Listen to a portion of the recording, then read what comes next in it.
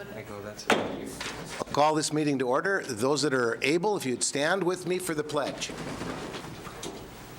I pledge allegiance to the flag of the United States of America and to the republic for which it stands, one nation, under God, indivisible, with liberty and justice for all.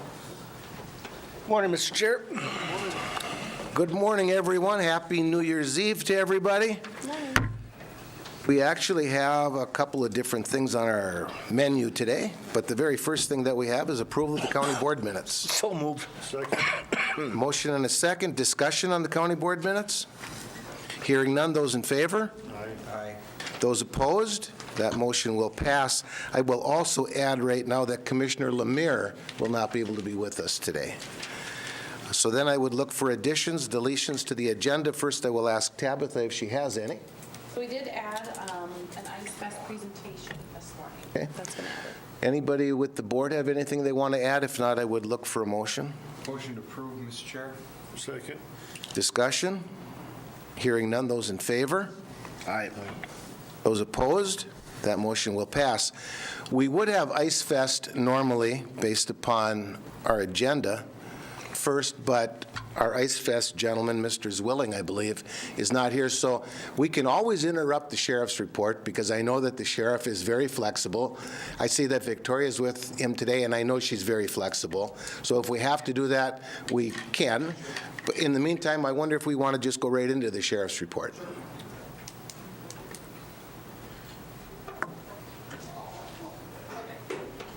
I should probably also make an announcement on our agenda. Item number 9 is the extension report. Extension will not be with us today. They're snowed in. So we will not have an extension report today. And Sheriff, good morning. Good morning, Mr. Chair, members of the board. So you can give me a couple seconds, I'll set You up. take your time.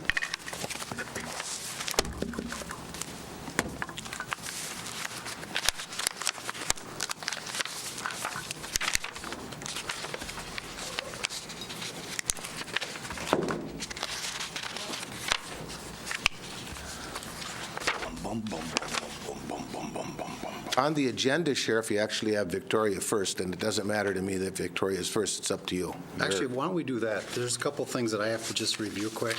So Victoria, if you don't mind coming up, and I'll just kind of talk about what she's going to be doing. So basically, she has to bring the emergency operation plan in front of the board for review today. We have to get some signatures. The emergency, Homeland Security Emergency Management requires an annual update. So year 1, we have to come to the county board. Year 2, we have to go to the regional review committee, which are emergency managers throughout the state, throughout the region. Year 3, we have to do a peer review, which is emergency manager from another county, reviews our emergency operations plan. And then year 4, Homeland Security Emergency Management, our RPC, Regional Program Coordinator, has to review the plan. So on this 4-year cycle, we're back at year 1, which has to come in front of the county board. So with that, I'll turn it over to our emergency manager, Victoria Ingram. Good morning, Victoria. Good morning. Good morning, Victoria. Thank you, Sheriff. Good morning, Mr. Chair and members of the board. As Sheriff Larson said, the Minnesota Department of Homeland Security and Emergency Management require annual updates to the Emergency Operations Plan. They're called MINWOCs. And our EOP has had many updates due to the MINWOC requirements over the past couple years. HSAM also requires EOPs to be reviewed on a 4-year cycle. I have completed the required MINWOCs for the year 2018, and then this year is our EOP is to be reviewed by the county board. Just to give you an overview, the purpose of the EOP, the Morrison County Emergency Operations Plan is to ensure that all governmental agencies function efficiently and can effectively mobilize in response to an emergency.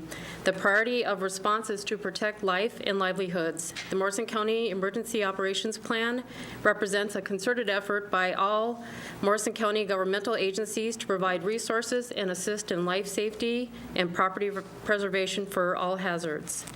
So at this time, I would like to submit as far as our emergency operations plan to the county board, and it requires the county board approval. Look for a motion. So moved. Second. And further discussion? Question, on emergency management, Commissioner, could you turn your microphone on, yes, I could. please? What happens, like, let's say something happens in Piers. Does the sheriff's office override Piers, or does everybody get to, is that already in the plan? That you would come into Piers and who's in charge and all that kind of stuff? So, for instance, when there was flooding back in 2016, so all the counties, or all the cities and the townships are responsible for going out and assessing as far as their damages. They have, like, the township supervisor who would oversee as far as with reporting, assessing all the damages, and then all the reporting would be through them. They report it to me as the emergency manager of Morrison County. So we work together, but the ultimate reporting would come to me, and then through me, I submit that information to the state. So then the state would work through me, then we work back down through the county, or, excuse me, through the cities and the townships. So we all work in concert with each other. Okay, thank you. Further questions, concerns? It's a big book. It is. Yeah. It's a 400-page document, so. Go ahead, Commissioner Wincher. I know you've got something. I here. was just bringing up to 400 pages too. It's like, we'll put all the information in their hands to make sure it's done correctly. I'll ask the question that nobody wants to ask, because I know that it's a very costly thing on how I'm asking this, is how do you exercise that book? Or do you exercise that book? And I don't mean to put you on the spot. That's not my purpose at all. But do you exercise portions or all of that book? Absolutely. So what we do as a region is we have a training and exercise committee. And we decide, as far as with all the different counties within our region, so we're part of Region 4 for HSEM, we decide as far as with what counties are looking for that we need to exercise, train and exercise on, and it comes directly from our plan. So this past year with 2018, one of the bigger concerns that counties had was a response to a foreign animal disease outbreak. So people wanted to work with the state and then regionally. So we did exercises that were we worked directly with the state. We had an exercise. We worked sub-regionally. We had an exercise. And then we had exercises with counties that were joining counties. So you sit down, you figure out as far as what your objectives are, what those objectives are that you're trying to meet, and then we figure out as far as what it looks like, but it all comes from our plan. So our plan is broken up into different annexes. So we may decide as far as with warning and information, is that something that's a high priority, that's a concern for counties. So we sit down as a region and we decide each year what our biggest concerns are, and then we work toward meeting those objectives. So we develop as far as exercise plans, and we work through those for the entire year. And there's actually money from the state that helps to cover those expenses, correct? Correct. Correct. If I may, Mr. Chair, again, I'm going to compare it to our water plan. That was supposed to be updated like every 10 years or something. We just had updated here like a year or two ago, and we had residents come in and put their input in, and everybody. Is that kind of the same thing here too? Does this get updated occasionally? I'm sure some things get outdated, and then you have the state tells us what to do, or you guys have your own input? So the state tells us annually what parts of our plans that we're going to look at, and they're called MINWACs. I'm not quite sure what the acronym stands for, but the MINWACs tell us what our plans that we have to review, and that those requirements have to be in our plan. And that's part of the updates that we have to do on an annual basis. So for each year, you may have 4 or 5 different annexes that you have to update, and part of that update that you're doing is you're looking at your local plans, your local resources, and then exercising off of those so you can update your plans accordingly. So, I mean, you take some stuff out, I'm hoping, otherwise the book, next time you come to us, Absolutely. it might be 500. We update things that, that were pertinent 2 years ago or no longer, so absolutely. Okay, thank you. Of course, my guess is that the hope will be that it's about 300 pages next time, but that's how the state does things. Could you explain a little bit about our Emergency Operations Center? I would guess I'd be look to that. Sure. In the event that the big one happened in Morrison County and you had to open our Emergency Operations Center. I think that's kind of what. So our Emergency Operations Center is under construction right now, as far as with the one that we had with the Government Center remodel. But at the time that we were to need to either partially activate or to fully activate an emergency operations plan, it's a designated area that stakeholders and different people that have been identified within the county in certain roles, whether it's finance or overall government administration, but they all come together in one place, and they're able to sit, so you have all your major players sitting at a table in order to make the decisions that you need to make. And we have, the technology there to support it. It's just to keep things functioning, so you have all the decision makers all in one room. But at this point in time, we are using our mobile command center as our alternative EOC. So we've got the technology there, the phones and everything that we need, and a location for people to come to. And then our backup one from there is County Works, so. Very good. Is there anything further for discussion? Commissioner? Mr. Chair, just one question. From a security perspective, is this a public document? This No. 400-page? It is not? It is Okay. not. Very good. Thank you. I would just like to add that for each of us to understand the 600-page or 400, 600 pages that are in this document is probably something that's a pipe dream, because we're not going to. That is what Victoria does. That's what the sheriff does. That's what our emergency operation people do. And it's all detailed is what it really Correct. comes to amount to by requirement from the state and by the federal government. Correct. Further questions or concerns? Hearing none. Those in favor? Aye. Those opposed? That motion passes. Victoria, thank you very, very kindly. Appreciate it. Sheriff, I believe, I'm taking a stab at that's Mr. Zwilling that just Yes. walked in. Would it be proper at this time that we bring Mr. Zwilling up front? Come on up, Chuck, if you don't mind. Mr. Zwilling is here this morning to talk to us about Ice Fest, which is kind of a surprise, I think, to most of the board. I spoke with the county administrator, who was unable to be with us today. Spoke with her on the phone just a little bit this morning. The briefing that I'll give, which will be just a briefing, and Sheriff, I know you can hear me, so you can rebut anything that I fall on my face with here, is that this event is held at Green Prairie Fish Lake, and it's an ice event, and I'm not going to go any further than that because I don't know enough about it. And Mr. Zwilling has been doing this, and I think did it last year.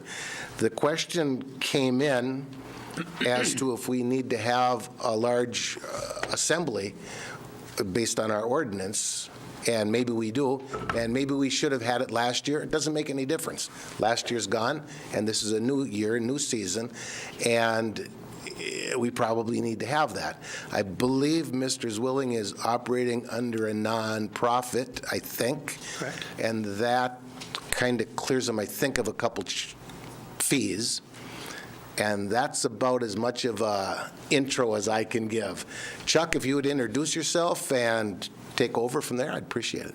Yep, my name is Chuck Zwilling, and I live out on Green Prairie Fish Lake, and we Pay It Forward Foundation is the 501c3 corporation that's hosting the event called Ice Fest. It benefits Flyer Pride Pack. Did she forward somebody the video? Okay, that'd be a good place to start, because that'll give everybody some good background.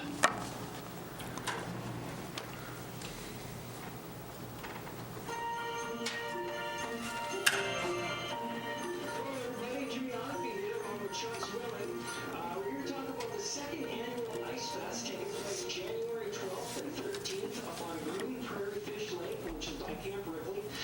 To start off, Chuck, why don't you tell me a little bit about what happened last year? Last year, we attempted a world record and set a world record of 100 meters. Basically cut a big circle in the lake and made it spin. Okay, so for those of you that don't know, that's an ice carousel. Cut a circle and make it spin. So what is it still the world record? No. Since then, I went to Finland, helped them cut a 120-meter circle, and then went to Maine and helped those guys cut 130 meters. All right, so are you looking to set an even bigger world record this year? Yes, we will do something bigger than that. All right. Not only is this a fun event, but this benefits the Flyer Pride Pack, and I believe you set up a nonprofit. Why don't you tell me a little bit about those two things? Yeah, so we had to set up a nonprofit organization. It's a 501c3 company called Pay It Forward Foundation, and we turned it into money that we are raising for Flyer Pride Pack, which is a weekend backpack food program for kids that live below the poverty line. All right, so it's for a great cause. We still got sponsorship positions available for those that want to contribute. And not only are we doing the ice carousel this year, but you've really expanded. We've got a lot of other events going on. So why don't we talk about some of these other events? Yeah. So one of them is going to be curling. Viking Land Curling out of Alexandria is going to bring some rocks, and they're going to have a Learn to Curl Day and a mini Bonspiel at the end of it. So if you want to, if you ever wanted to try curling, now would be your chance. There will also be a 3-on-3 pond hockey going on. Not necessarily a tournament, but some competitive games for people to play in. Greater Minnesota Speed Skating Association is going to have a Learn to Speed Skate, compete, learn, try for yourself, race against hockey players. Apparently it's quite a bit faster is what they tell me. Figure skating going on Sunday? Yeah, from Sunday to noon to 2, there will be a figure skating program going on. Little Falls High School Nordic skiing team is going to have a Learn to Ski for both kids and adults. There's going to be an international igloo building competition, so the guys from Finland are coming. They're going to build an igloo, and we'll have some other people out there. In fact, we're still looking for teams. If you want to build an igloo, let me know. All right, we're of course going to have food vendors. There will be one food vendor. For the most part, there will be white chili, free white chili in the Walmart white chili and warming tents. So we will have warming tents this year. The other event I forgot is Tour Rate Bicycle Shop is going to have striders out there for the kids, and there will also be a fat tire bicycle track. All right, so we have a lot of stuff going on. Again, it's January 12th and 13th, both days. There's still sponsorship opportunities available. We've got a bunch of sponsors that will show. All right, so as far as sponsorship goes right now, we've got 4 platinum sponsors. Who are they? Minnesota Power Foundation, Grand Casino Mille Lacs, Build It First Source out of Little Falls, and Remax Results.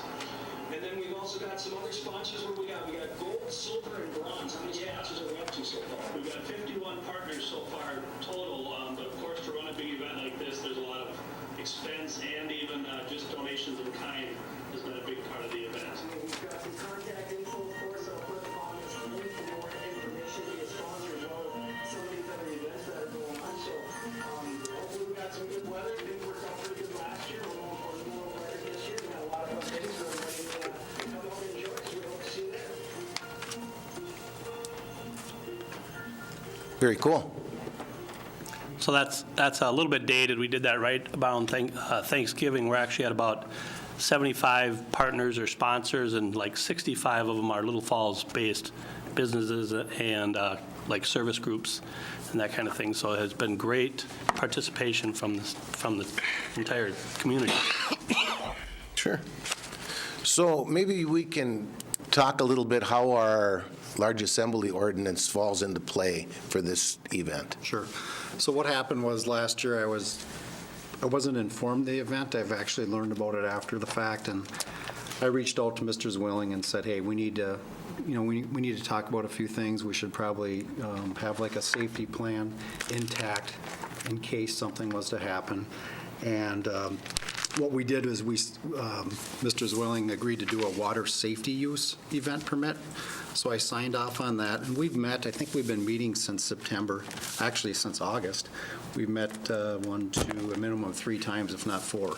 And really, we came to an agreement, and Mr. Zwilling obviously agrees with this, that we should have safety aspects in place. So there's a number of things that we talked about that we're in agreement with that we actually have already in place, I believe.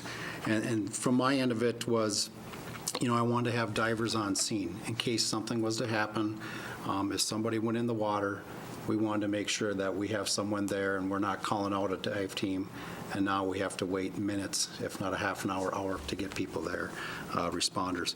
So we have that in place. I wanted an EMT and first responders on site in case someone slips and falls and maybe has some type of medical situation there. And then overall, we just wanted to have security people in place and people to coordinate in case people have questions, and these people could direct them to wherever they need to go. So that was my main thing, was just the safety aspect of it. Of course, through communication and trying to figure out how many people we're going to have, it sounds like, there's no tickets being sold, but it's being advertised, so we don't know how many people are going to show up. But we can assume probably that there's going to be well over 500, and that's why we're here today. I'll take accountability. This is probably something I should have asked right away and thought about, but I didn't. And here we are today trying to at least let you guys know what Ice Fest is, let you know that we've been working on the safety aspect of it. So as far as the safety concerns, I think we got a good plan in place. And then, of course, you got the environment that we have to worry about as far as if you have a number of people on site, what kind of amenities do they have, and I think we have that in place. So that's pretty much where we're at. And, of course, you guys know that the large assembly ordinance, anytime there's over 500 people, technically we're supposed to be pushing that in front of the board. The concern was this is on the water. This is the water's open to the public.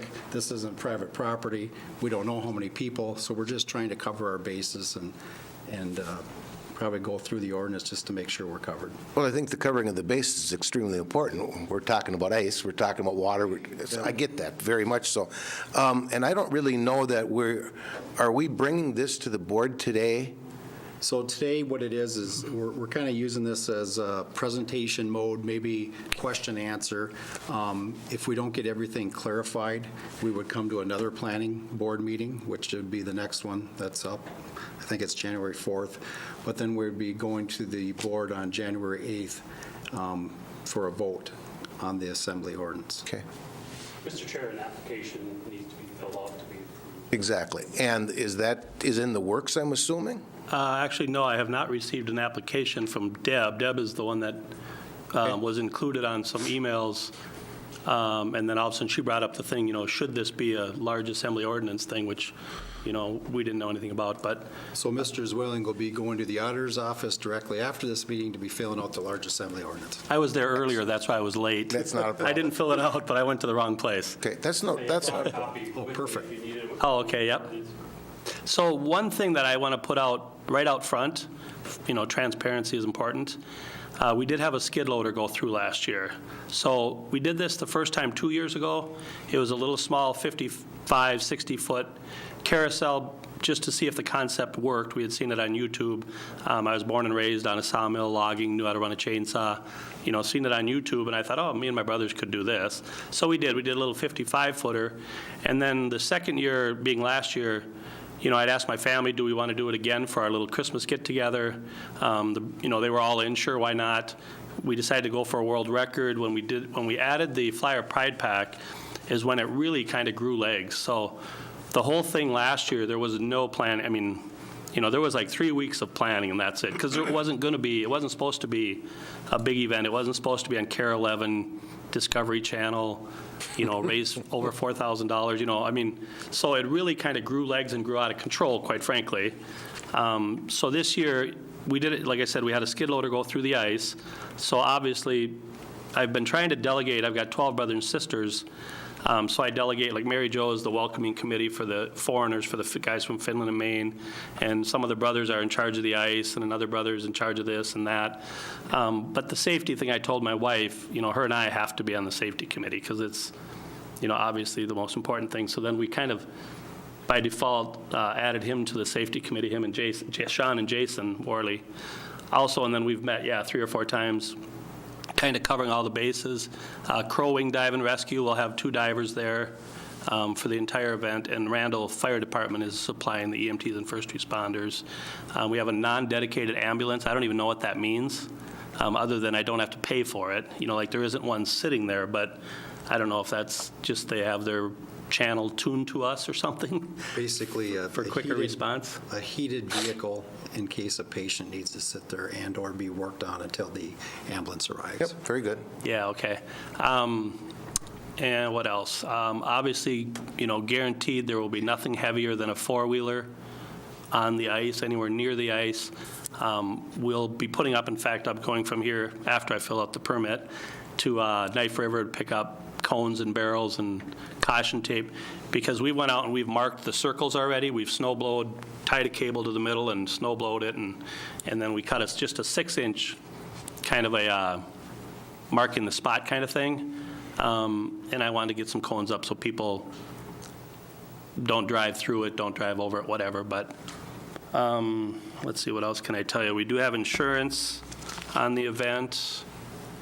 Chuck, did you have to do anything through the DNR to do this? Yep, Eric Altena was my contact there, and he told me use biodegradable oil and chainsaws and pick up after yourself. And that's the same thing they told us last year and the first year, was basically just pick up after yourself and don't use regular chainsaw oil. So there was a lot of, actually it was olive oil last year, but I found out they make a biodegradable oil specifically for that. So I would ask the board, kind of as if this is a planning session, because we're not going to vote on this item today, do we have any questions at all from the board? Mr. Chair, the large assembly ordinance, and the sheriff can comment on that one. You have it for 2 days, right? Correct. And I don't know how many people there last year, and I know Sheriff Larson will do a good thing on the safety things, but where do these people go that night? Do they have tents, the ice houses? What happens to the people that carry over from one day to the next? hopefully they rent a hotel in Little Falls for the, I mean, But so they're not going to be there on premises, there's no place put away for them? Or No. There's no alcohol, I'm assuming? I would assume there will be alcohol. When you have ice fishing, ice, and human beings, there will be alcohol. I'm not trying to kid anybody. We're not selling alcohol. It's advertised as a free, family-friendly event. So yeah, will people have alcohol? I'm not blind. I know they will. And so it's on a public water. It's not going to be a drunk fest. I mean, trust me on that. And how many people roughly were there last year? Do you know? I mean, guess was I would say come and go, there were probably 500 total. But as far as number of people that were out there at one time, I'm not sure we hit 200. But last year, it was 22 below with 25-mile-an-hour winds. So that, I'm amazed as many people showed up as did. And then it'll be totally relevant on, well, not totally relevant on weather, but weather will have a big factor. We were going to put up warming tents last year. Our cutting mechanism didn't work at all, so we had to cut it all by hand. So what was supposed to take 2.5 hours took 7 or 6 hours. And then when the skid loader fell through, that kind of ended the part, ended the get-together. And then we came back Sunday and got it. It wasn't fun anymore once the skid loader fell No. through. And again, it was a large assembly ordinance. Now, I Yep. know this is going to put a strain on our sheriff's department, possibly, that if we do have a large assembly order, maybe you could explain, are you going to be required to have police officers out there? If you could kind of give us your... So, yeah, we've already talked about that. What we would do is the sheriff's office would be making frequent visits since it's close enough, and we would just be contacting their safety personnel who are designated just to make sure the event's running smoothly and show a presence and basically make any changes if need to be. But we got this pretty much all well planned out, and like Mr. Zwilling mentioned, we're talking 200 to 500 people last year, so that's kind of the holdup, is to even push this in front of you. But if we're expecting better weather, a lot more advertising going on, this event seems like it's going in the direction where it's going to get bigger. We just want to err on the side of caution and make sure we're covered. Thank you very much for putting on the event. It sounds very interesting. Steve, excuse You me. mentioned, have you had food here in the past? No. Nope. And so the chamber has been a big ambassador, helping me with a lot of stuff. And also the Visitors Bureau also is very involved. And one of them, I don't remember which one, but they wanted me, to get vendors out there on the shore and all that kind of stuff. And I was a little bit like, whoa, let's walk before we run. Maybe we'll grow into that. My hope is actually that we grow into that. But we only have one food vendor, Four Cheeks Foods, which is right down the road in Randall, offered to come out, or let's see, how did that go? I asked them to, and they said they'd come out and sell. He's not sure he'll even be there very long. He was kind of, I think, a little more of, that's winter, that's ridiculous, nobody does that, kind of thing. But, so that's the only one we've asked, and he'll have some food. And we will have a warming tent supplied by the Yellow Ribbon the Morrison County Yellow Ribbon Society. They're giving us a 30 by 32 or a couple of 16 by 32 tents or something like that. And so there'll be a warming tent. There'll be chili. Colburn's donated 20 cases of white chili. They donated some last year also. They stepped up and donated a whole bunch more this year. So we'll be giving that away. The Ken's Cans out of Piers took care of the porta potties last year. He's taken care of that. The DNR has been in touch with him because if on the lake it doesn't matter, but on the public landing, which the DNR is in charge of, I think the DNR, if anybody's going to be on the public landing, then they have to fill out permits and have insurance. And so Ken's got all that covered.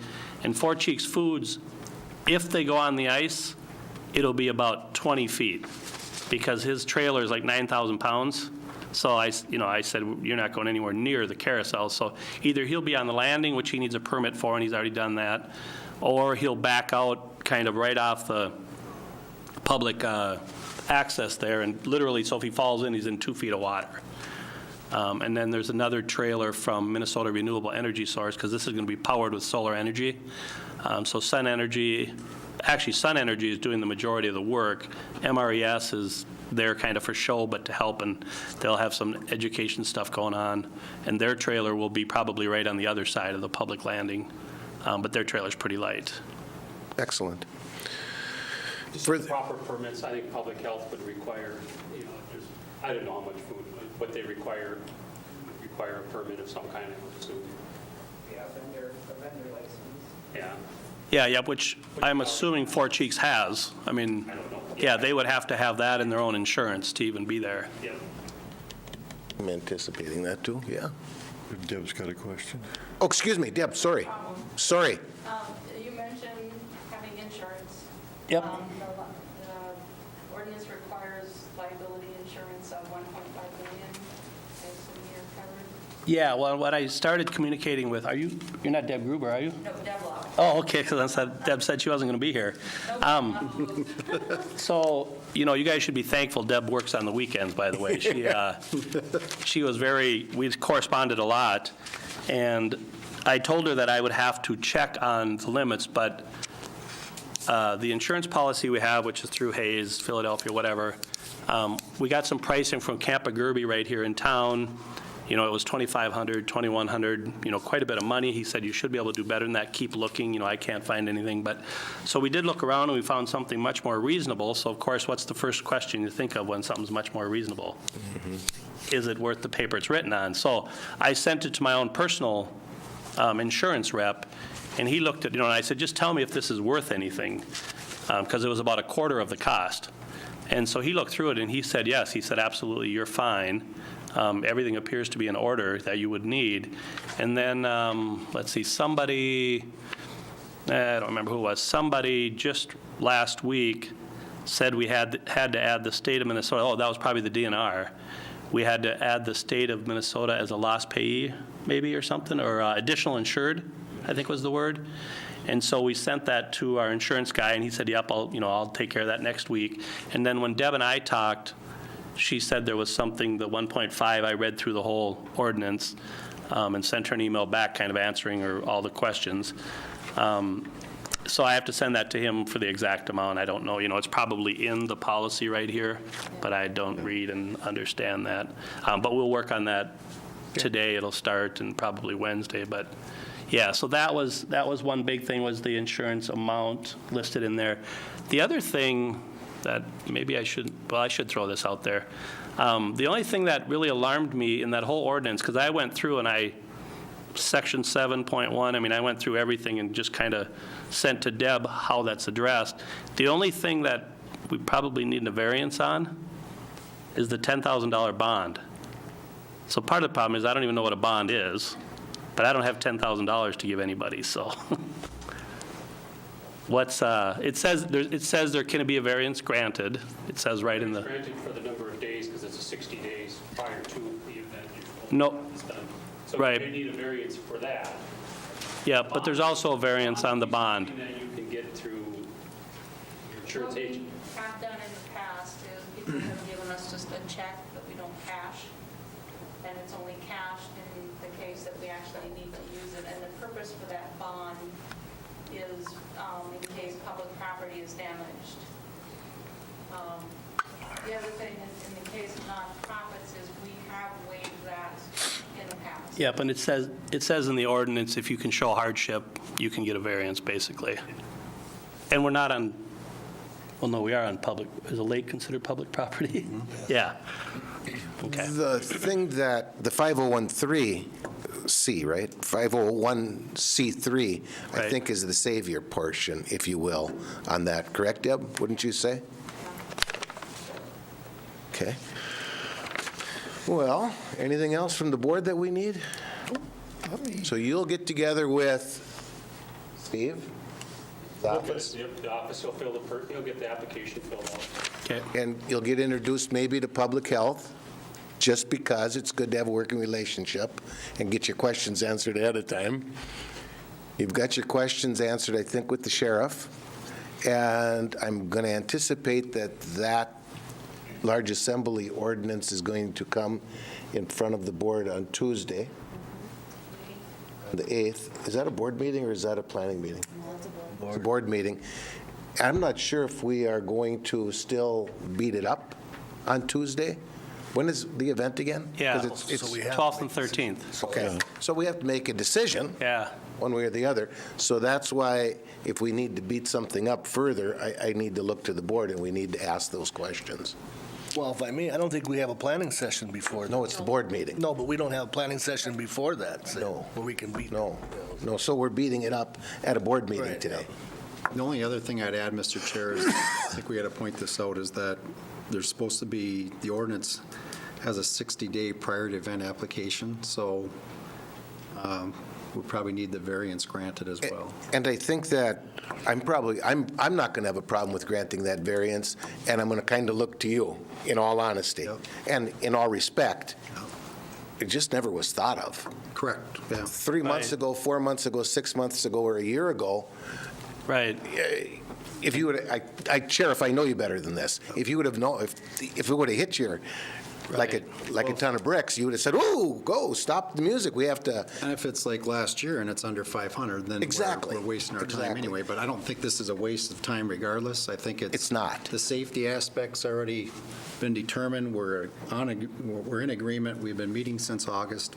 I think everything's pretty good. It's just, if in the event we have more than 500 people, now we're covered. There's no charge for this, Chuck, or anything, because it's public. Right, As correct. public can be. Anybody can go out on the ice. Yep. Anybody can watch from wherever they are, right? So Yep. there's no cost or anything. And I just have to compliment the sheriff. I truly do. And Chuck, I'm going to compliment you at the same time in the safety portion of it. That's the number one piece. I don't care if we're talking about July or if we're talking about the middle of January. The safety portion is the biggest, to me, Right. I should say, Yep. is the biggest If I may, piece. Mr. Chair, maybe Steve, is there going to be a charge for the large assembly? Do we have a charge for that? Like, Not for nonprofits. okay, so that would be waived all or whatever. Okay, good. The other thing that I would add, as unfortunate as the skid loader incident was last year, there's a silver lining in every cloud. I mean, it made us very aware of absolutely nothing heavy on the ice, like no matter what. So, I mean, thank God nobody was killed or, Yeah. injured in that. Skid loader was recovered, running 3 weeks, running in less time out of the water than what it was in the water, but nonetheless. So it made us, extremely over-aware, because last year at the beginning of it, people would pull up to our caution tape and park. And we started seeing that. I went over there and I was kind of a jerk and said, you got to get out of here. You have to disperse. You can't, because if one parks there, then Everybody does. 60 park there. So, we had that. Well, then, at the end of the day, everything got looser, and there was a skid loader there, and we had it all cut loose trying to get it to spin, and the four-wheelers weren't pulling it. Well, it's, 3,500 tons. You don't just hook up on it and make it spin. So they thought they'd try a little heavier equipment, and so we learned. I mean, it was, like I said, it's a good learning lesson. So Sheriff, I get the idea about the people are going to be on the ice. Where are the vehicles going to be? We have parking arranged.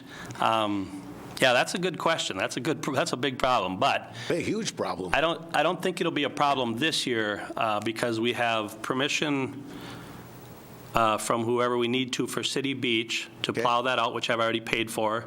John Tabbitt is $30 an hour. He's plowing that out, including the grass, which they gave us the go-ahead on that. And the reason I plowed it out now versus waiting till the week of the event is because I want it to refreeze solid on that grass and stuff. So we have, that will be filled up. The public landing, we're going to label it as, and Sean and I talked about this, we're going to label it as handicapped permit and media parking only, and we'll have a guy standing there and a four-wheeler to run the media back and forth out to the circle, whatever. But if somebody presses the issue and says, this is a public landing, I'm going to park here, we're just going to let them go park. Yeah. But we think the sign will, infer, I don't want to say common sense, but we'll keep that available for that. That'll also be probably where the shuttle bus, there's a shuttle bus that we paid for to run from Main Gate over there. We'll turn around or stop. I'm not sure how that's all going to work yet. We should talk about that. My thought was they would go in there and turn around, but it's not real big and it's a full-size school bus.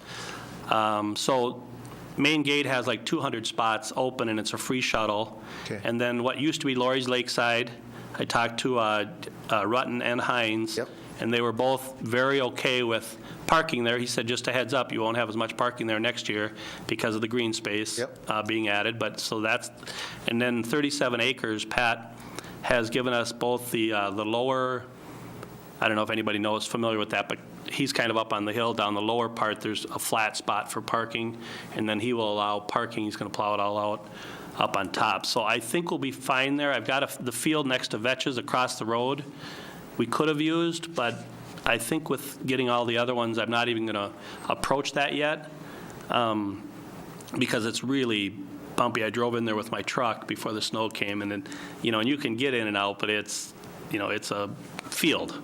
A plowed field probably or something. But, so yeah, we should be covered on parking. Is there a way to put, does the Public Works is giving us some cones and some barrels or barricades or something, along with Knife River is giving us the majority of them, but no parking on the road. Do we need to have signs or something that states that? We can talk about it, maybe event parking or Yeah. we need to. So, yes, I believe we'll have enough parking this year. Somebody, there was the chamber, I think it was Deb Bowles, when they were talking about the vendors being there and all this stuff, and she said, well, think of it as Little Falls Arts and Crafts Fair 45 years ago. Absolutely. They were in their second year 45 years ago. We're in our second year. I think it will grow. I'd be shocked if we don't have a lot of people there. The 500, the ordinance is 500 at a time. So last year, I think we had 500 people, but I don't think we had more than 200 at a time. But I would expect we will more than double, because like I said, last year, the whole thing was invented in 3 weeks. Yep. And this year, I've been working on it for a year. My wife will be happy when it's over with, trust me. Anything further from the board? Mr. Zwilling, thank you very much for your time. I appreciate that a lot. Yeah. Sheriff, I appreciate your input. And Mr. Zwilling, again, you get to meet a whole bunch of people and get to work with a whole bunch of people and make sure you need to fill out whatever forms need to be filled out. So am I going over to city offices? I would. You? Okay. There we go. Thank you. All right, Appreciate it. thanks. Thank you. Appreciate it. So, Sheriff, if you're ready now to continue with your report, or maybe you're done already, I'm not sure. I'll just kind of scroll through our monthly report really quick. Excellent. So this is, of course, going to be a review of November. Like always, I just share a few pictures, kind of what's going on in the county. Obviously, there's a lot of things going on, but I just highlight a few things. We're still active in our ELLIS training. If you remember, ELLIS is Alert, Lockdown, Inform, Counter, Evacuate. That's preparing schools, businesses, churches, anybody that wants the training regarding active shooter, what they can do in their environment and in their businesses to, if they're in the event there is an active shooter. So in November, we worked with USDA Soil and Water of Morrison County. That's a photo of the group. The Chaplain Pizza fundraiser, as you're aware, We raised funds for the chaplaincy. We did this in November at the VFW. Domino's Pizza brought in a bunch of pizza, and it's just poppin' pizza. And we raised $3,800, and they also had non-perishable food as well as a coat drive. I don't have the number of the coats, but I know he collected a lot of coats. Yeah, quite a few. So, and then, of course, it was sad, but we had a fatality. The gal's name was Kelly Olson, Kelly, K-A-L-I-E. She was 16 years old. She lost control on 90th Street, which is a township gravel road. She entered a drainage ditch, struck the outer embankment, and sustained fatal injuries as a result of the collision. In this case, we had the Minnesota State Patrol assist with the investigation. We're still waiting on some results, but I can tell you that we got the airbag control module, which kind of tells us a little bit of the pre-crash, what was going on. We can tell you that she was traveling 72 miles an hour. Of course, we're going to do a thorough investigation, so we're going to check cell phone. We're going to check with witnesses. We're going to figure out exactly what was going on here. And I can tell you that that was the only thing that we found, because the cell phone data shows that she wasn't on her phone. There's no incoming, outgoing calls. There's no texting. There's no phone usage during that period. So what we have is a township road, which it's not marked. So it's a rural area, so it's 55 miles an hour. And she was traveling 72 miles an hour. In that pre-crash, it kind of takes a glimpse of what was going on in the 5 seconds prior to the crash. So, I don't understand what you're talking about, Sheriff. There's some kind of a computer chip in everybody's vehicle that's got an airbag? yeah, so it's the crash data, basically, in the airbag. And again, this is the State Patrol doing this, so I'm not even going to pretend I know all the facts regarding this. But what they do is they look at the airbag control module, which basically takes a snapshot of 5 seconds of the crash before it happens. And they'll graph everything out, showing the speeds. It'll show the RPMs of the vehicle. It'll show the accelerator. Is the vehicle slowing down? Is it accelerating? Excuse me. It'll talk about the brake, whether or not brake was applied. And it'll just show basically a graph of what's actually going on prior to that crash. I never knew that technology was in the vehicle. So, and in this case, we would never know exactly what's going on, because if you go to the scene, it almost looks like there was braking. So, of course, the rumor may be, a deer jumped out. Well, when we look at this and we find out there's no braking going on, obviously that's not the case. Yep. You got a 16-year-old, inexperienced driver on a township gravel road going too fast. Yep. Bottom line. And I think it's important that we talk about this and that we educate everybody about this, because we obviously don't want to see fatalities like this occur. Obviously, we know that another one happened up by Green Prairie Fish Lake. So I think we need to get to the root of the problem, and we need to talk about these incidents and figure out what factual findings we actually have. So any questions regarding that at all? Well, Sheriff, I want to tell you that personally, the actual what happened or what took place, in my opinion, to be public versus, this is what took place, and you don't know, I think plays a huge piece to the whole puzzle of everything. Not just this, but the whole thing, the whole concept of what we do, is that you're up front with it. This is what took place. This is what the data shows.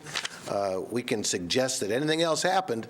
That's not what happened. This is what happened, and I think that's important. And I for one, appreciate you, the patrol, of doing that portion of the exercise whenever there is such a fatality, in this case, critical incident. I agree, Mr. Chair. I think, rumors go around, obviously, and we want to eliminate that. So at the end of the day, there's no drugs, there's no alcohol, there's no phone usage. You have a 16-year-old traveling 72 miles an hour on a 55-mile-an-hour roadway. And, of course, we talked about the lack of driving experience that she has. And based on that, it's the high probability that she lost control of the vehicle while operating it. Thank you. Other than that, we'll scroll down, and I'll kind of skip this because we always do a two-year comparison on a graph later on. So we'll go to our November criminal complaints, if you will. And of course, I'm just going to highlight a few of them. We'll start with our damage to property. We had 18 incidents regarding damage to property in the county. We had 9. And that would include mailboxes, I'm assuming, correct? Well, in this case, we did a breakdown. We had 12 damage to properties which occurred on a building/yard. Well, I'm sorry. I don't have the breakdown for that. I apologize. So there could be, yeah, if there was a mailbox damage, it could be anything from someone's vehicle being smashed. Could be anything. So just to highlight the ones, we had 18 damage to property, we had 9 disturbing the peace. 2 of those were disorderly conducts, and 7 of those were harassing phone calls. And really, those are our top numbers on our graphs, which you'll see listed there. Our traffic citations, if you go on to the next one, you can see the 81, we had 146 total traffic citations for the month of November. 81 of those were verbal warnings that we issued. We had 19, which would be the lower quadrant of the circle, which were speeding tickets, and then there were 28 verbal warnings. So I think all the deputies were in the Christmas spirit, I guess, giving a lot of warnings and verbal warnings and written warnings. If you look at our two-year comparison, I believe that's the next chart if we go down, you can see overall our complaints have gone up just a little bit. Our criminal complaints have gone down a little bit, non-criminal complaints up. Civil process, basically we're pretty close to where we were last year. Drug investigations the same, and total number of inmates dropped a little bit. If you go on to our jail statistics, if you keep scrolling down. So in Morrison County, we averaged 37 inmates for the month of November. As you can see, the majority of our inmates that came in were from Itasca County. We averaged 13. Of course, that number always fluctuates as well. Our total amount of inmates, if you include out-of-county inmates, we averaged 50.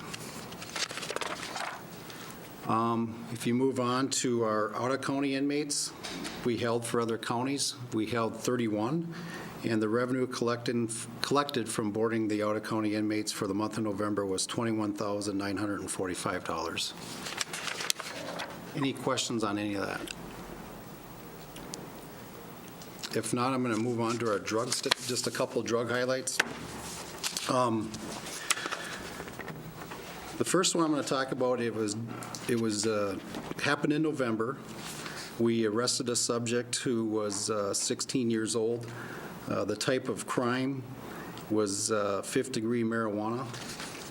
We activated a search warrant based on information that we received, and I'll just give you a little synopsis. A citizen complaint called in short-term traffic. We investigated this matter. We looked into it. We found out that there was marijuana being sold out of the residence. Based on that, we contacted social services, and we did up our reports, and we sent it off to the county attorney's office for charges. So just goes to show that doesn't matter how old you are, we actually have minors who are dealing with marijuana. If I may, what did you say, 50 what, something? 50 reefers or something? I don't know. Nope. 15 years old. No, something with marijuana, the amount of marijuana. Oh, fifth degree. Okay, what is that? What is that? It basically just means the amount didn't meet the threshold to go up to a higher degree. So what is 50? Is that like? Fifth. A fifth. Degree. Oh. No. Fifth degree. So in this case, I believe there was, I'd have to look up the number of grams. It was 46 grams of marijuana, so this would be classified as fifth-degree possession. I have no idea how much is in a gram, so. How much is a gram? Like a ounce, 2 ounces, 3 ounces? No, it varies. I feel in it quite a bit here. What I need to bring in is probably a little clear baggie so you can see it, but You know, Sheriff, why don't you do that that'd be sometime? interesting. I'd like to see You know, we've got 3 grams of marijuana here. I'm gonna be with Commissioner Wincher on this one. What's 3 grams? Well, it's half of a coffee cup. I don't know. I don't have the faintest idea. But yeah, that would be kind of interesting. Sure. Another highlight would be we did a presentation for the Little Falls High School. So we had our drug task force investigators. They did a presentation regarding drug education. It was to the Little Falls Community Health class. There was approximately 20 students, and it was about an hour and a half presentation. Another highlight was we arrested a subject for methamphetamine. We collected 1.74 grams of methamphetamine. A brief synopsis regarding this is we were contacted by a confidential informant who stated he could do a purchase of methamphetamine. So during our investigation, Morrison County Social Services sent over a report regarding a concerned citizen regarding the drug use that was going on at this residence.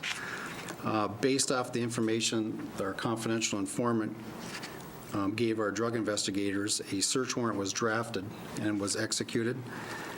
In this case, the subject was arrested for fifth-degree possession and child endangerment, and 2 juvenile children were placed in protective custody due to the conditions of the house and the presence of the narcotics at home.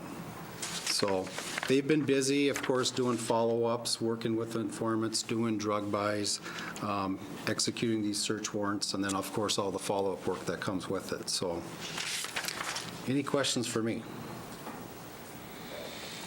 Mr. Chair, Yes? there's 28.35 grams in an ounce, according to Google, In an ounce. in an ounce. Okay. Okay. Glad we got More education every day. How much is an ounce now? Is what we need to know. I'm hoping 16, it hasn't changed yet. Hopefully I don't have to bring in pounds to show you guys that. That's good, though, Sheriff. Thank you. I very much appreciate it. Thank you very Thank you. kindly. Happy New Year, everybody. Happy New Year to you, You too. too. Our next item is social services. That's this one, right, that we're talking about? Request to approve to replace a child support supervisor and backfill any possible internal positions in this process. Position is funded 66% by federal government. This one, I do believe that we had quite a discussion at our planning meeting. Correct. And what ended up happening was a child support supervisor is no longer with us, and we need to have that person. And I believe, correct me if I'm wrong, at our planning meeting with social services, it was deemed that we do need to have that person replaced, and that we should replace that person, and that we need to, what's the other word, internal, to backfill if it should be within. So that would require a motion. Mr. Chair, I'll make a motion that we approve this request from social services. Second. Got a motion and a second. Further discussion? Hearing none. Those in favor? Aye. Those opposed? That motion passes. Thank you very kindly. And our next item, and I believe Sarah is with us today, is for public health, and this is a lot of stuff, and I might just as well let Sarah talk about this. Good morning, Sarah. Good morning, Mr. Chair and members of the board. Good morning. So I'm here today to get county Just a approval second, Sarah. for, Sean's got a Oh, I'm question sorry. before he leaves. I'm missing you again. But Tabitha, I guess we need these signatures today. Can't leave this with you. It'll get done.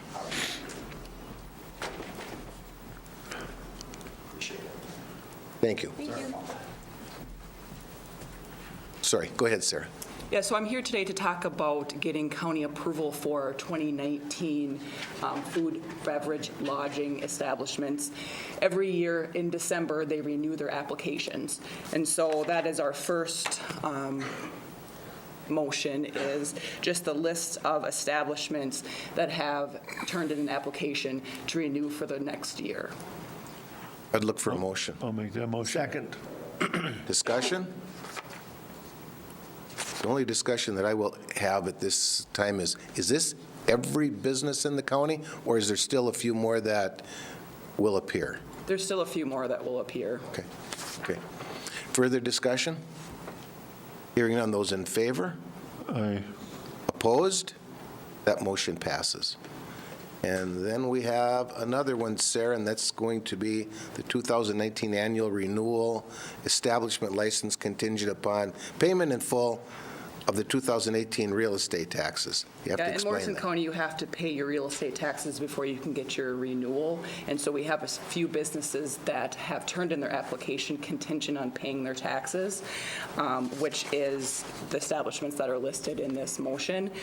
Since this has been given to Tabitha to put up for you guys to see, we have received a few more payments. So we're waiting on 3 more establishments to pay their property taxes. We did give an extension to Big Adventures, I believe, for January 11th.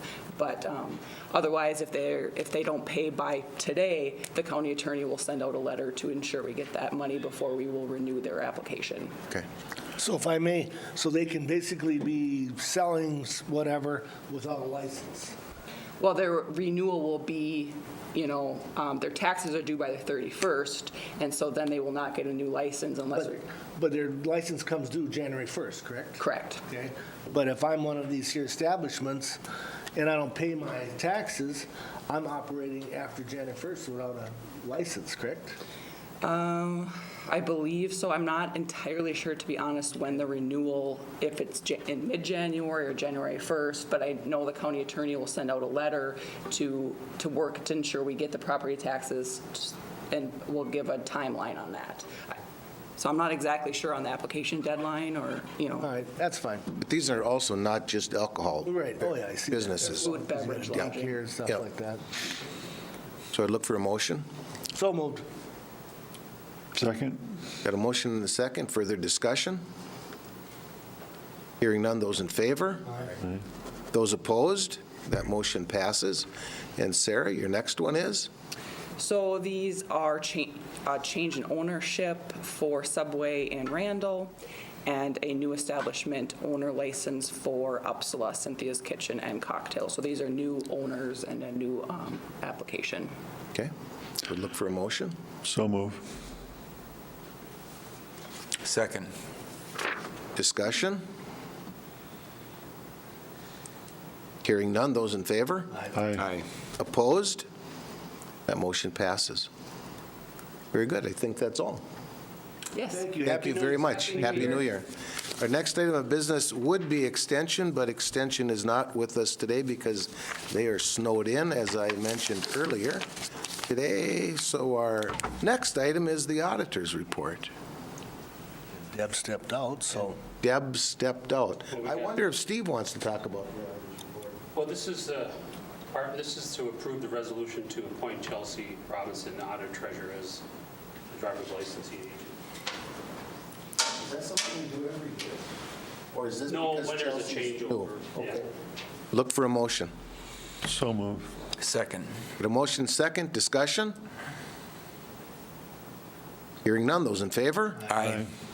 Those opposed? That motion passes.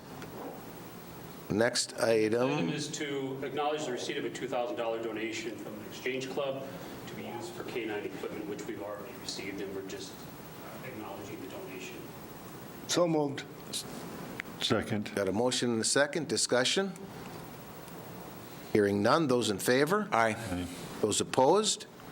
That motion passes. Next item, All right, next is to approve exempt permits to the following: Horizon Health to hold a raffle on October 10th, 2019 at the Ballroom, and Morrison County Wild Gobblers to hold a raffle on February 1st, 2019. look for a So motion. move. Second. Got a motion and a second. Discussion? Hearing none. Those in favor? Aye. Right. Opposed? That motion passes. Our next item is Public Works. Steve Mr. Chair, Bukowski. should we pay the bills? Oh, as long as we're here. Thank you very kindly. Commissioner, you're always keeping me on task here. Motion to pay all the bills. Second. Got a motion to pay all of the bills and a second, and I would look for discussion. And hearing no discussion, this is a roll call vote. Commissioner Wilson? Aye. Wincher? Aye. Blaine? Aye. And myself is an aye vote. That motion passes to pay all the bills. Steve, how are you? And as Very I well, said, our next item is going to be Steve Bukowski of Public Works, who is busy passing all kinds of different things out to us today. Steve, good morning. Happy New Year. Happy New Year. members of the board. I got a number of items for your consideration today. The first being a ADA transition plan. As a part of our ability to apply for federal highway dollars, we need to have in place a plan to bring into compliance our sidewalks, pedestrian crossings, those type of things within municipalities on our county state aid highways or county roads that may be eligible for federal funds. In order to do that, we put together a plan utilizing Winston Smith and Olting. We inventoried our entire system. Following that, we went through a public participation process and comment period that was advertised. We sent letters to the cities. We received one comment from the city of Swanville questioning whether one of the locations was compliant, which showed that it wasn't compliant. In the end, standards had changed some, which made it non-compliant, so it needed to be within the plan to be repaired. And essentially what this does is, as we do construction projects within our system of highways, we need to bring them up, and that's basically what this is saying, that when that work takes place, we'll bring them up into compliance with the American Disabilities Act. When we get to it. When we get to it. Okay. And so our request is that the board would accept and adopt the plan so that we have it in place, and then we will implement it as we move forward. I'd look for a motion. So moved, Mr. Chair. Second. Discussion? It's a pretty detailed plan, Steve. I looked at this earlier. I mean, it's kind of almost overwhelming when you start looking at it, because it includes pretty much everything. There's a lot more out there than you think. It's unbelievable. Yeah, it really does. Sure. Further discussion? Hearing none. Those in favor? Aye. Those opposed? That motion passes. Thank you, Steve. Thank you, Mr. Chairman, members of the board.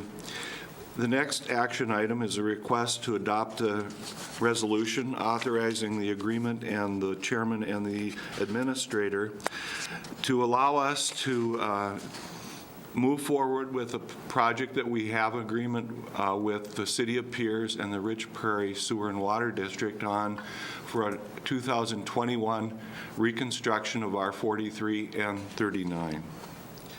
And what this does is it lays out the preliminary engineering splits.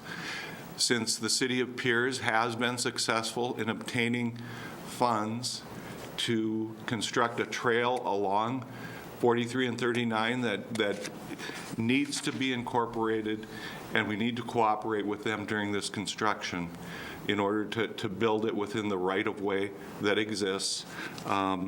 We need to do this together, and so we have that agreement in place to do the construction, but this lays out the splits between who's going to pay for what in the preliminary engineering work. And so our request is the board would adopt this. This is a fair, equitable distribution in our opinion, and so we're requesting that you would approve this. I'd look for a motion. So moved. Second. Discussion? I'll just ask one piece of discussion. Talk about the trail portion that goes along with this, Steve, if you would. Is this Morrison County's trail, and to what degree of a trail are we talking about right in that area? It is an addition to the Safe Routes to School project that the City of Pierce has previously throughout the city been implementing. It is a city trail. It is not a county trail, and maintenance and future costs of that are the cities. But in order for these small cities to be able to apply for funds, we have to sponsor. We've done the things that need to be done so that they can get the funds and they can put these in place. We become involved that way. The exposure for us is mainly some administrative support. We do that to make sure that it stays on track and that the proper documentation, all of that is in place in case there's an audit, since they're using federal funds, and we deal with that all the time. They never deal with that, and that's kind of our role as a sponsor to make sure they stay in compliance. Fantastic explanation. Further discussion?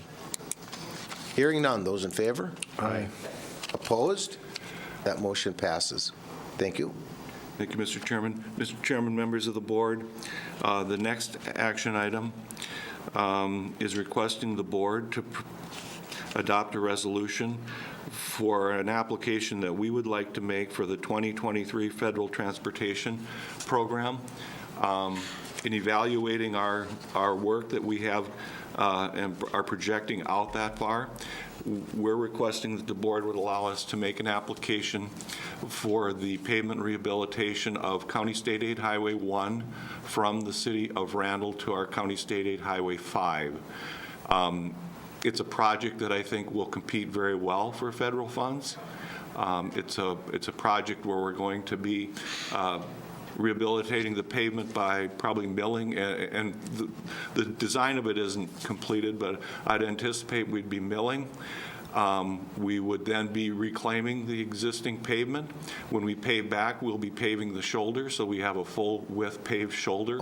So we would be able to accommodate pedestrian and bike traffic on the shoulder, even though this is a segment that, as time goes on, we'd anticipate a separated trail will follow in parallel County State Aid Highway 1.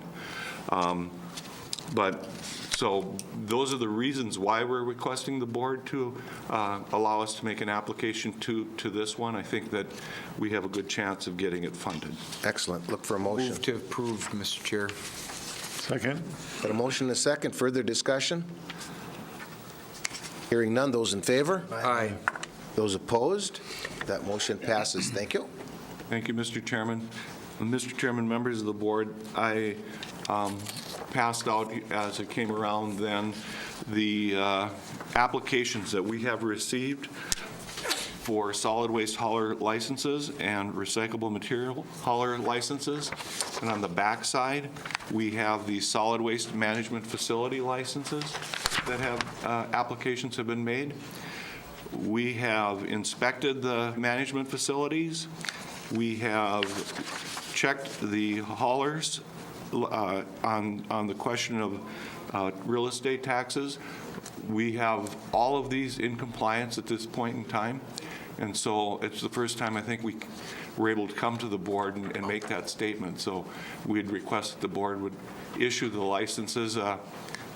Steve has the documents that the chairman would need to sign for the licenses for 2019. Look for a motion. So move. Second. Discussion?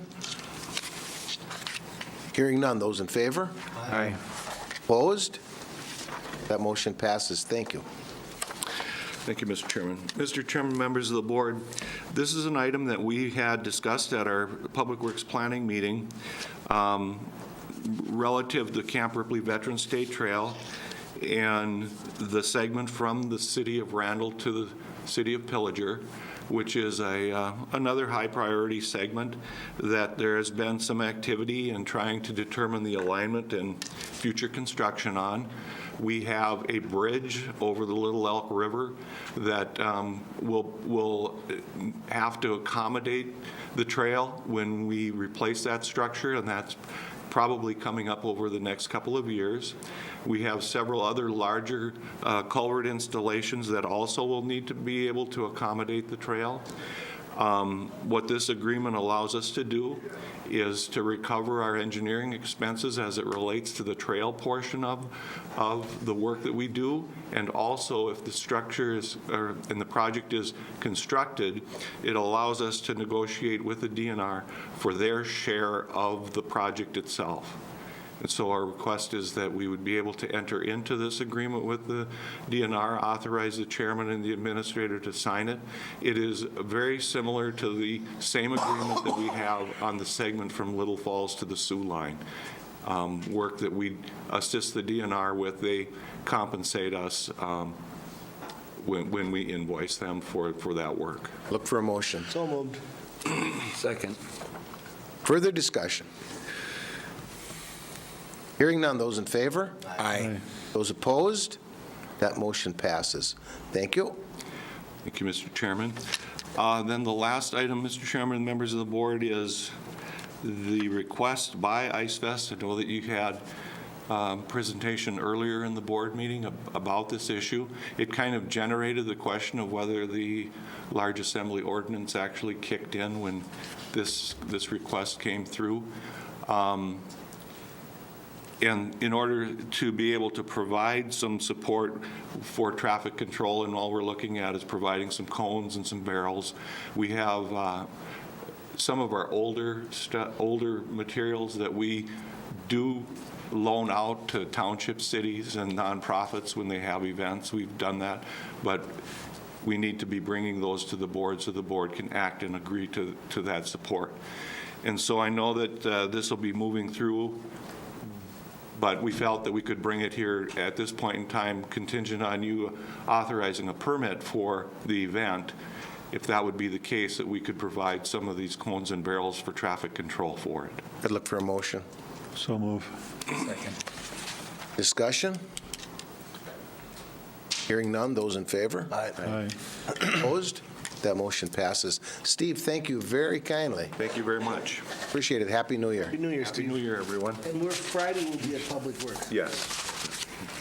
And our next item of business, look at this. Happy New Year. It's construction update time. You bet. Good morning. We were just talking a little bit earlier. We're probably going to be back. What's that? Midsummer? Yeah, actually, Maybe? I think probably maybe June. Oh, come on. It's getting close. I like it. That'll be here too before you know it. Morning, Mr. Chair, members of the board. Morning, Pete. Give you a quick update this morning on things. First thing is the budget I have passed out. Couple things just to note. If you look at the trade contractor total, what's been paid out to date, fiscally, we're over the hump as far as being on the downhill slide of it. We're over halfway through it. At the same time, too, your contingency fund right now, $275,000. General condition remains very healthy at this part. And with that being said, I'll open up to any questions you may have on the budget. Gentlemen?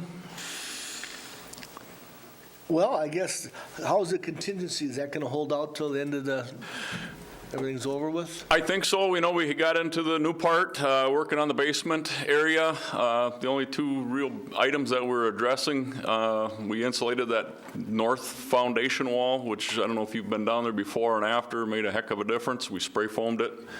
Outside of that, there was some existing concrete block walls where we needed to go through with some ductwork. It was cracked. And so we had to put a little shoring and a new lintel in there, which has been completed, and we're off and running again. So outside of that, there hasn't been a whole lot of major things like we found in the 70s building. So Good to hear. That's a good thing. I like it. Gentlemen, I have no questions No, I on don't this at either. all. Looks real nice around there. good. Just Numbers a are good. quick update on schedule. If you've been down in the basement at all the steel stud walls are framed in. It's been a little bit of a slow couple of weeks. We've been working on rough-ins. There's been a few vacations taking place with mechanical people and electrical people, but for the most part, rough-ins are going in, and shortly we'll start sheetrocking all the interior walls here. So at the end of the day, I still think we're looking at the end of May, early June, maybe a little bit of time in June to put the furniture in and get some of that stuff tweaked out. So that's kind of where we're sitting with the course. If I may, Mr. Chair, you said that the boardroom will be ready when possibly? I would say in June. Wow. Yep, We'll be back home soon. Yeah. Won't be long now. exactly. Good, excellent. Pete, Outside of thank you that- very much. Happy New Year. Same to To you. you, your staff, and everybody over there, thank you. Same to you. Thank you very much. And then we're moving right along. Steve, do you want to talk about fund balance policy, annual approval of the fund balance designations?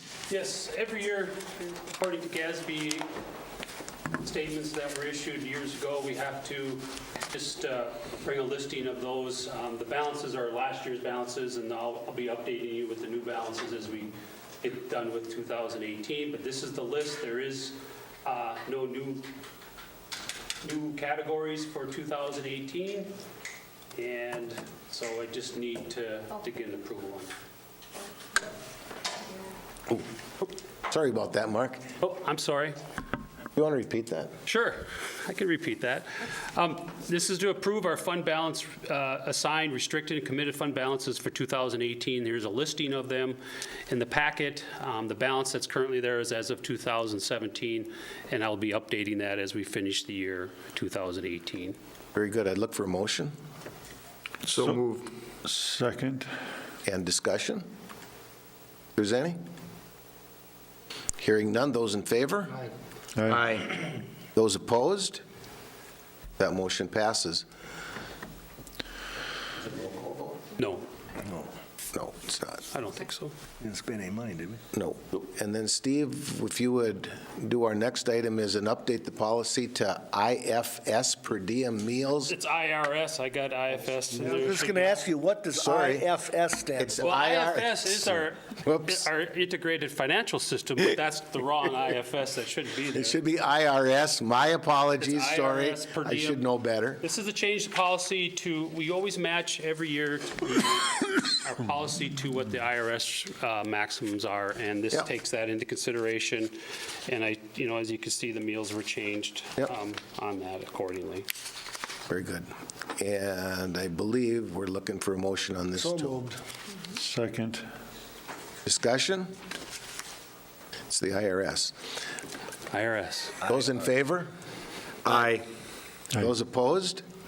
That motion passes. Thank you very I much. just put that in there to see if anyone Yeah, would catch see? that. Checking it. Very good, Jeff. Thank you. Exactly. IRS. Good catch, Mr. Chair. And then we're going to look to the administrator again for, this is yours. Certificate of appreciation. Yes. Mr. Chair, on behalf of all of us here at Morrison County, is in recognition and appreciation of your service to the Morrison County and serving as chairman to Morrison County Board of Commissioners for the year 2000. Thank you very, very kindly. Appreciate it. Did a good job, Jeff. That's got to be a photo op, right? That's a Yep, photo it op. is. Get out of there. I got him. Thank you. Thank you, Jeff.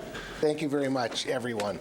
Appreciate it You a set lot. the bar pretty high for the next one. What this actually does is, this is my last hurrah here, and I'm going to get this part of it right. Now, we have to talk about our schedules. Did you notice that? Nobody had to remind me. For the And first you know time what? in I would years. make a motion that you start first since this is your last time, Mr. Chair. Okay, you know what? I'm in. What are we going to do for the dates, Tabitha? So it's the 6th through the 12th. January 6th through January 12th. Correct. And here we go. So 1 week, that's all you want? Yep. Yeah, because we're here next week. Well, okay. January 8th at 9 o'clock, we have a county board meeting. At 1 o'clock in the afternoon, I think I have this right, we have a strategic planning meeting. If I may, it was changed to noon, correct? And we lunch at noon. Well, if we get there at noon, but okay, right after board, in other words. That's changed to noon. And we did change it to the Initiative Foundation. Oh, and that I don't know. That I didn't know either. Initiative Foundation. For which one? That is for the strategic planning meeting on the 8th of January. Basically, it's after the board meeting. Yes. And we also have the Ditch 21 meeting, our drainage authority meeting that day. Right. At 10. And we have a ditch meeting at Ditch 21.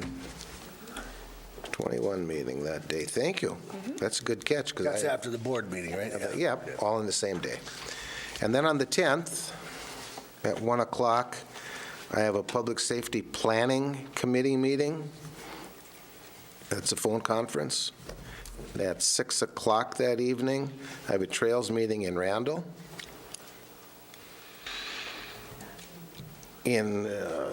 It's continually at the Randall City Hall or at the Randall Fire Department, which is kind of the same. On Friday, the 11th, I'm not positive that I'll make this one, but there's a RAC meeting, an Armor RAC meeting, 10 o'clock in the morning in Todd County. And I think that's it. You're not playing in a No, band or anything? Done. No, I'm done. No band stuff.